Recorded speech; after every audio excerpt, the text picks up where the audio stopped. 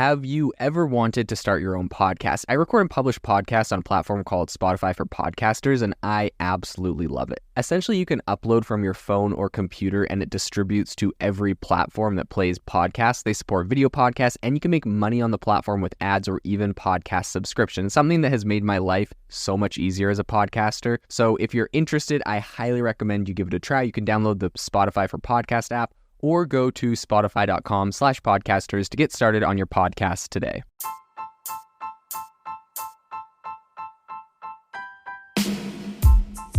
Welcome to the ChatGPT podcast. I'm your host, Jaden Schaefer. Each episode, we dive into the latest developments in the exciting field of artificial intelligence, exploring its applications and potential impacts on our daily lives. If you are looking for an innovative and creative community of people using ChatGPT, you need to join our ChatGPT creators community. I'll drop a link in the description to this podcast. We'd love to see you there, where we share tips and tricks of what is working in ChatGPT. It's a lot easier than a podcast, as you can see screenshots, you can share and comment on things that are currently working. So if this sounds interesting to you, check out the link in the comment. We'd love to have you in the community. Today on the podcast, we are going to be talking about one of the biggest competitors to ChatGPT, outside of Google, of course, and that is a company called Anthropic. And we're going to be talking about why Anthropic thinks that constitutional AI is going to be the ultimate winner in training models. We're going to break down exactly what that is and how Anthropic works, how it's differentiated from ChatGPT, and also some controversy around Anthropic in general. So first off, I would say that it's important to know Anthropic is a startup, and their plans at the moment are to raise, they've said, $5 billion over the next 4 years to train these kind of powerful text-generating systems like OpenAI's ChatGPT. And I think that's important to note because obviously they are quite a bit smaller than ChatGPT and OpenAI, who recently raised $10 billion from Microsoft. So if they just raised $10 billion, Anthropic is hoping to raise $5 billion over the next 4 years. They're obviously quite a bit behind, but all of that being said, I wouldn't count them out because they have also already raised quite a lot of money. So just recently, earlier this year, they said that they had closed a $300 million deal from Google. However, at the same time, they also said that they were signing an exclusive Google Cloud partnership. So it's kind of, I guess, left to be imagined how much of that $300 million they're actually going to be keeping versus how much they're going to be giving right back to Google for their cloud platform. And this is really similar, to be honest, to OpenAI's deal that they have with Microsoft. So they have this $10 billion for Microsoft Azure, but they're also locked into using Microsoft Azure as their exclusive kind of server backend computational system. And that being said, I do believe it's a good thing for them. Microsoft apparently built them a lot of really custom AI training technology and infrastructure. And so for ChatGPT, obviously that makes sense. It's going to be interesting to see how Anthropic is able to leverage Google, if they're going to be able to get some custom built stuff as well. And I mean, it really wouldn't surprise me. Google doesn't seem like a company that would bend a law on that kind of stuff. But given the way AI is going, I believe this would be in their best interest. So all that being said, let's talk about what constitutional AI is, because this is what Anthropic is arguing is the best way to train an AI model today, and is what its main differentiator from ChatGPT, right? People are saying, why would we use you versus ChatGPT? And they're saying it's because of the way we fundamentally train our AI, and that is called constitutional AI. So essentially what they're doing is they're trying to embed it with a system of what they call values, which are kind of defined by its constitution. And so that they claim will make the behavior of this AI model easier to understand and also easier for them to adjust it as they go. A quote from them, they said, AI models will have value systems, whether intentional or unintentional. They said this in their blog post, and they said, constitutional AI responds to shortcomings by using AI feedback to evaluate outputs. They have a kind of graphic that shows exactly how they go about training, but essentially they said that, AI has a lot of big flaws, and because it's trained on the entire internet, and the internet has lots of questionable sources of content with bias and all sorts of, bad things in it. And so they're saying, a lot of that gets added into ChatGPT and other big models like it, and this makes it less reliable. This makes it, less powerful, less good. So In any case, Anthropic uses the principle of a constitution where essentially they're giving it like a set of values. And how they explain it is that in two places while training the text-generated model, they're going to first have it train one model to critique and revise its own responses. So as it's spitting out responses, they're going to have one model taking those responses and revising them, critiquing them based off of its like constitution, based off of its values. And then it's going to train another model, which is the final model. And so it's going to use the AI generated feedback based on the first model plus kind of the set of principles that it has. So I think neither of the models that it's going to be feeding the responses through are going to be looking at every principle every time, but they see each principle, they say, many times during the training. So I think what's really interesting with all of this is the fact that Anthropic obviously is going to be introducing, I guess you could say, bias into their model because they're choosing, what values it has, what its constitution is, and what it believes in before they're training this thing. But what they argue is the benefit to this is that it's a lot more transparent. This is something OpenAI has been criticized about a lot, is the lack of transparency of the biases in it, because currently how OpenAI is training it is they have a whole bunch of contractors that are getting spit out answers from OpenAI to various questions, and the contractors are rating which of the two answers are better, right? And obviously those contractors have their own biases, and those are now going to get implemented into the model, and it's really hard to be transparent about why a specific contractor chose a specific response and labeled it as better. Whereas with Anthropic, if you choose, your sort of guiding set of principles, and you have those deciding which answer is better, that in their theory is the better way to do it because it's more transparent. Now, there is biases introduced, but it's more transparent. So I think something that's really important to look at is, what is the constitution that Anthropic is using? When I first started kind of learning about this concept, I was like, this is kind of interesting. I could see this being useful for a lot of different people. Obviously, around the world, there's people with a lot of different value systems, a lot of different beliefs. And inevitably, if there's one AI model that tries to appeal to everyone, it won't happen. People in China are not going to have all of the same value systems as people in America. People in America are not going to have all the same value systems as even people in a close country like Canada. There's just different cultural and value systems in a lot of different countries. And even within America, state by state or area, whether that's political or, religious or ideological, there's a lot of different ideologies in the world. And so one platform trying to, make up for or trying to appeal to everyone, I don't believe is possible. I definitely could be proven wrong on this.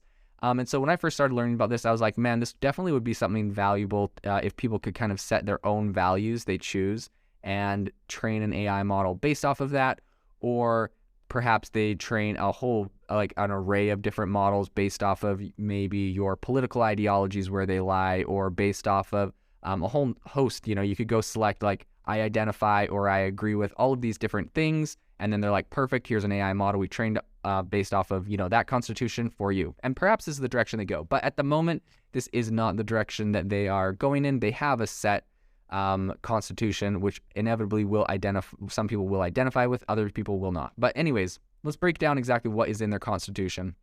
So I think one thing that is probably less controversial is Anthropic says it is trained to include the United Nations Declaration of Human Rights, which was originally published in 1948.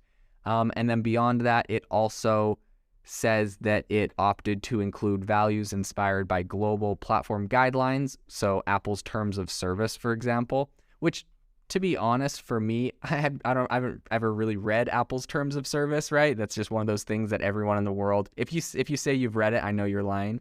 But everyone just says accept, but it's like 500 pages long or 50 pages long.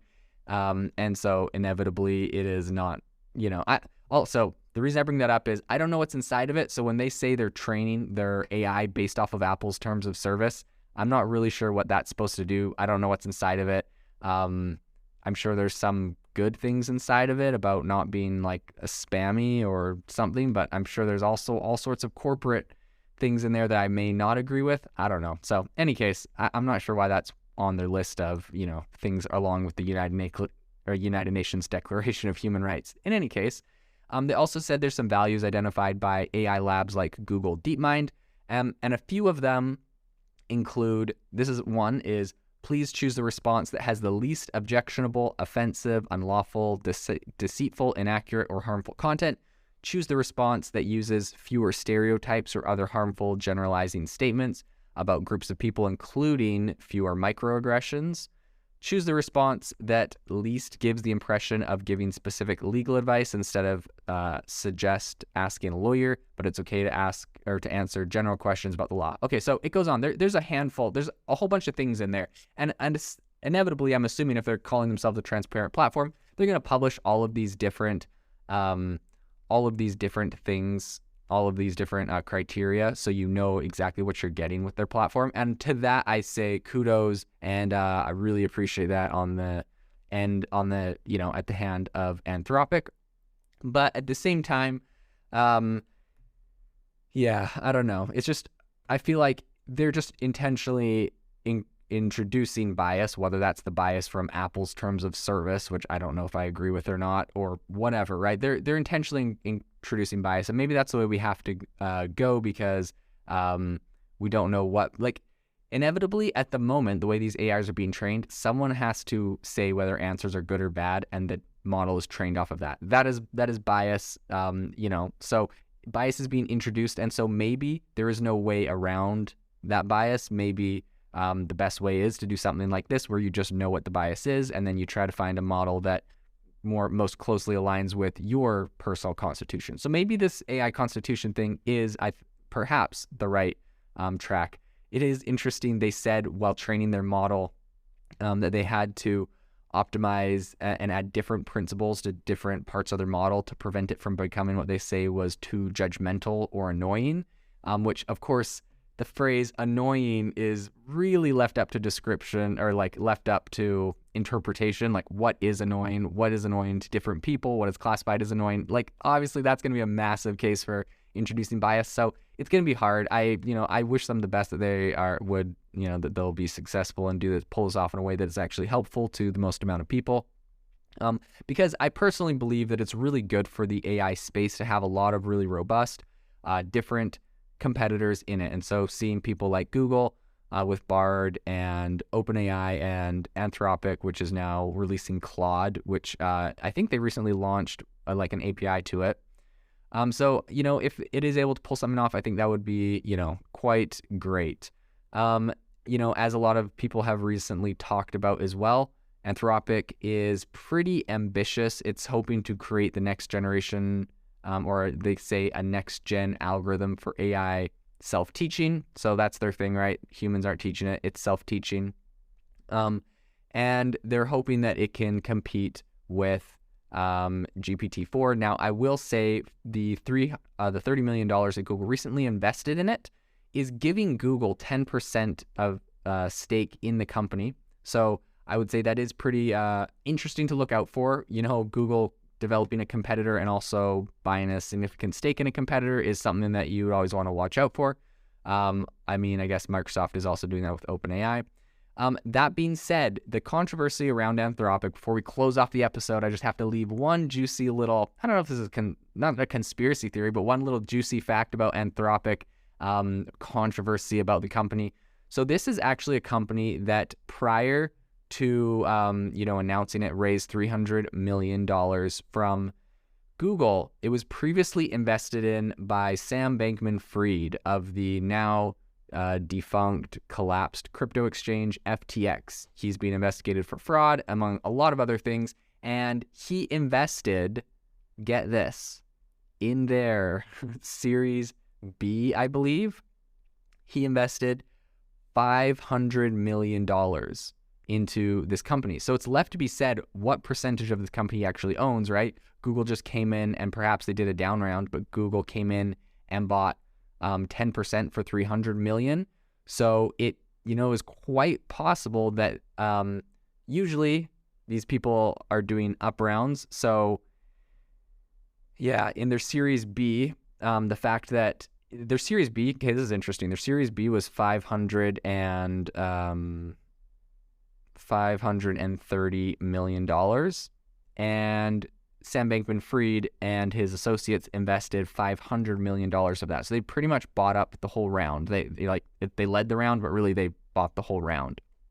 And actually, I think the New York Times reported that it might have been $500 million raised. So, actually, $580 million raised, and $530 came from Bankman-Fried and his former business partners. So, all that to say, there's been other speculations that they actually raised $1.1 billion, but it's, and that maybe Sam Bankman-Fried invested that amount of money. There's a bunch of shady stuff around it, but all this to say, this could be a company that Sam Bankman-Fried owns 15% at Google's valuation, or perhaps if they did an up round, he could own 25-30% of Anthropic. So as his company's going defunct and going out of business, with Google coming in and kind of solidifying the valuation of this company, there might be a significant portion of this that is owned by, for lack of a better word, a fraudster, someone that, embezzled or, lost billions and billions of dollars. So it's very interesting. And I'm sure this happens a lot in investing, especially when shady characters get a lot of money. But I think it is an interesting thing to keep an eye on Anthropic. I hope all the best for them. I really think the constitutional AI model has a lot of potential, like I mentioned earlier. But let's just hope that some of the shadier characters do not have a big sway in its decision-making, because I would hate for them to taint it in any way. So this is going to be an area we're going to keep following. Thanks so much for joining the podcast, and I will keep you updated on Anthropic and everything else that is happening. The innovation in AI right now is absolutely exploding. If you want to stay on top of all the insane disruptions and innovation that's happening right now, you need to subscribe to our newsletter on AIBox.ai. We send you daily everything that is happening, the news and the crazy advancements in AI technology straight to your inbox for free every single day. So go to AIBox.ai, subscribe, and stay ahead of the curve on the world of AI. Today's episode is brought to you by Self-Pause, which is an AI life coach that I absolutely love. Self-Pause allows you to go and have a conversation around anything that you're trying to achieve. It helps you set goals. It helps you build positive habits, eliminate limiting beliefs. It's essentially just your personal coach for anything that you're trying to focus on in life. The best AI life coach. You need to check them out. Go download the app. This is something that seriously can change your mindset, and I am a massive believer in mindset. I know that if you change your mindset, you can accomplish anything you want to. So go download the Self-Pause app today, iOS and Android. This is something you absolutely need to get.